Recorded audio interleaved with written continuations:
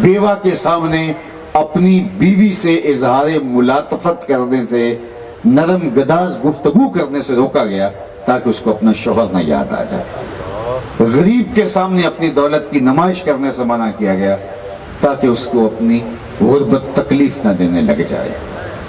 تو میں اور آپ دیکھیں کہ ہم کس طرح کی زندگی گزار رہے ہیں۔ حضور کا میلاد ہمیں تجدید عہد کا سبق دیتا ہے۔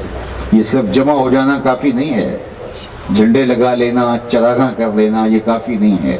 اگر آپ نہیں بھی کرتے چراغاں اور جھنڈے نہیں بھی لگاتے، جھنڈیاں نہیں بھی لگاتے، پھر بھی کوئی فرق نہیں پڑتا۔